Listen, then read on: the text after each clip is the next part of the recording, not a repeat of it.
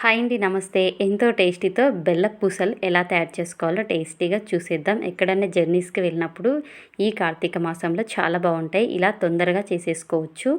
ఇవి వచ్చేసి నేను ఇక్కడ ఒక కప్పు శనగపిండి, అలాగే ఇంకో కప్పు బియ్యపిండి తీసేసుకొని, ఇక్కడ ఒక చిన్న స్పూన్ అంతా ఆయిల్ వేసేసుకొని, అలాగే కొద్దిగా చిటికెడు సాల్ట్ కూడా వేసేసుకొని, తగినంత వాటర్ పోసుకుంటూ ఇలా చూసుకుంటూ వాటర్ పోసి కలిపేసుకోవాలి. మరి ఎక్కువ లూజ్ అనేది ఉండకూడదు, మనకి ఎక్కువ గట్టిగా అనేది ఉండకూడదు. ఒత్తడానికి బలంగా ఒత్తాల్సి వస్తుంది. మరీ లూజ్గా వద్దు, మరీ టైట్గా లేకుండా పిండి అనేది మనకి ఇలా ఉంటే సరిపోతుంది.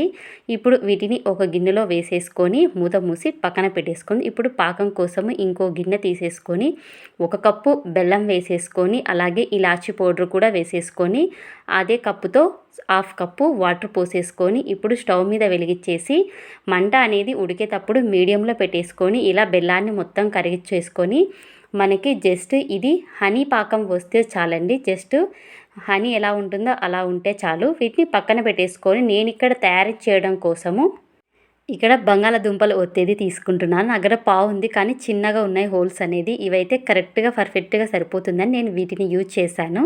జస్ట్ ఇలా ఒత్తేసి ఇలా సైడ్ కన్నామంటే మనకి విరిగిపోతాయి.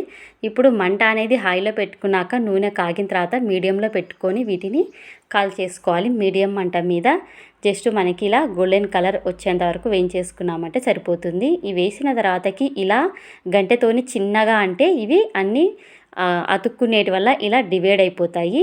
వీటిని ఇలా గోల్డెన్ కలర్ వచ్చేసిన తర్వాతకి మొత్తాన్ని వీటిని ఇంకో పాత్రలోకి తీసేసుకోవాలి. అన్నిటినీ ఇలా నేను ఇక్కడ ఇలా రెడీ చేసేసుకున్నాను. ఇప్పుడు రెడీ అయిన వాటిని ఇప్పుడు పాకంలోకి వేసేసుకోవాలి. పాకం తీసుకొని ఇప్పుడు పాకంలోకి అన్నిటినీ ఇలా వేసేసుకోవాలి. నాకు ఇక్కడ మొత్తం ఇన్ని రెడీ అయినాయి.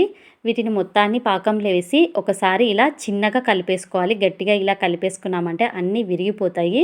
ఇలా జస్ట్ చిన్నగా ఇలా కలిపేసుకొని ఒక 3 నిమిషాల పాటు పాకంలో పెట్టేసుకున్నామంటే, ఒక జాలగిన్నెలోకి 3 నిమిషాల తర్వాతకి అన్నిటిని ఇలా వడగట్టేసుకున్నామంటే మనకి ఆరిన తర్వాతకి చాలా పొడి పొడిగా చాలా టేస్టీగా చాలా బాగుంటాయి. ఎక్కడికైనా జర్నీస్ కానీ స్నాక్స్ మాదిరి అక్కడక్కడ తినడానికి చాలా బాగుంటాయి. ఇంతేనండి, స్వీట్ పూసలు రెడీ.